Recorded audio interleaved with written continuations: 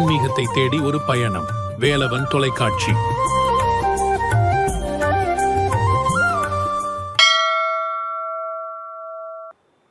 உமைப்பாகார்ந்த தில்லை பரமேஸ்வருடைய திருப்பாத கமலங்களை பணிந்து வேலவன் டிவி ஆன்மீக அலைவரிசை வாயிலாக அகிலமெங்கும் பறந்து வாழ்கின்ற ஆன்மீக அன்பர்களை சந்திப்பதில் அகமகிழ்வு அடைகின்றேன். எங்களுடைய நம் தமிழர் வாழ்வியலில் மரபு சார்ந்து, மொழி சார்ந்து, இனம் சார்ந்து, நிலம் சார்ந்து வரக்கூடிய வழிபாட்டு முறைகளில் இந்த தெய்வ வழிபாட்டுக்கு சமனானதாக தென்புலத்தால் வழிபாடு என்று சொல்லப்படுகின்றதாகிய பிதிரர் வழிபாடு என்பது அமைகின்றது. இன்று ஆடி முதல் நாள் ஆடி பிறப்பு என்று சொல்லுவார்கள். தட்சிணாயனத்தினுடைய முதல் நாளாக சொல்லுவார்கள்.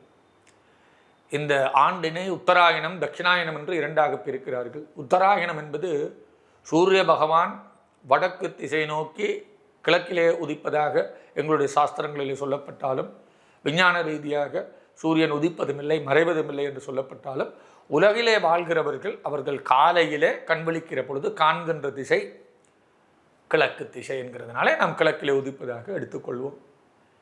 கிழக்கிலே உதித்து மேற்கிலே மறைவதாக. அவ்வாறு கிழக்கிலே உதித்து வருகின்ற சூரிய பகவான் இந்த தை மாதம் முதலாம் நாள், அதாவது தைப்பொங்கல் தினத்தினம் தொடங்கி கிழக்கு திசையிலிருந்து சிறிதளவு வடக்கு நோக்கி நகர்கின்ற காலம் தை, மாசி, பங்குனி, சித்திரை, வைகாசி, ஆனி என்கிற 6 மாதங்களும் அதை உத்தராயண காலம் என்று. அயனம் என்றால் பயணித்தல், உத்தரம் என்றால் வடக்கு நோக்கி பயணித்தல் என்றால் கிழக்கிலே இருக்கிற சூரியன் முழுமையாக வடக்கு நோக்கி போவது என்பது அல்ல பொருள். சூரிய பகவான் கிழக்கிலே உதிக்கிறார் என்றால் சற்று நகர்ந்து வடக்கு திசை நோக்கி சற்று நகர்ந்து உதிக்கிறார் என்று எங்களுடைய சமயம் சொல்கிறது. ஆக தை, மாசி, பங்குனி, சித்திரை, வைகாசி, ஆனி இந்த 6 மாதங்களும் உத்தராயண காலம் என்று சொல்லுவார்கள். இது தேவர்களுடைய பகல் பொழுது என்று சொல்லுவார்கள்.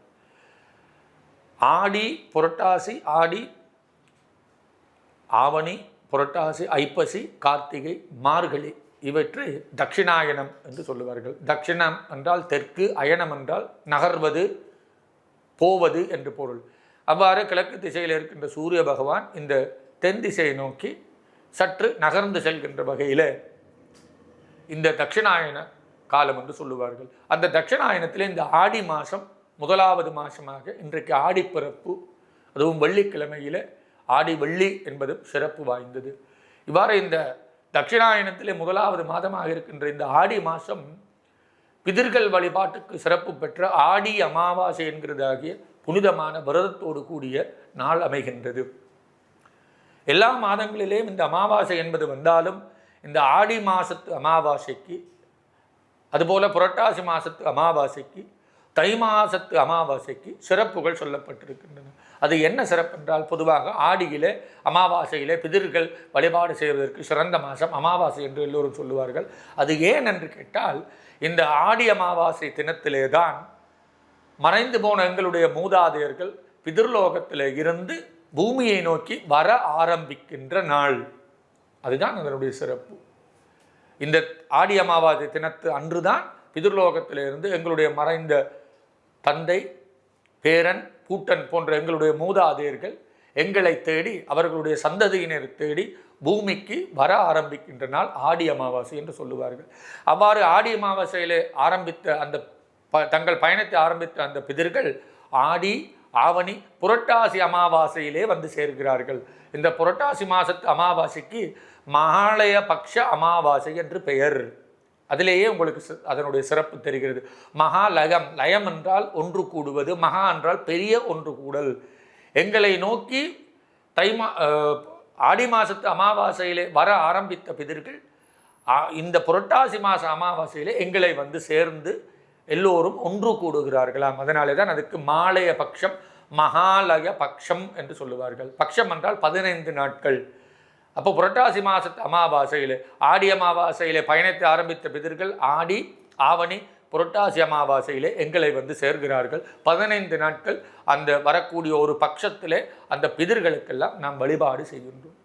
அவ்வாறு புரட்டாசி அமாவாசையில் எங்களை வந்து சேர்ந்த பிதிர்கள் ஐப்பசி, கார்த்திகை, மார்கழி வரையிலே எங்களோடு தங்கி இருந்து அவர்கள் திரும்பி சென்று தை அமாவாசை நாளிலே அவர்கள் விடை பெற்றுக் கொள்கிறார்கள்.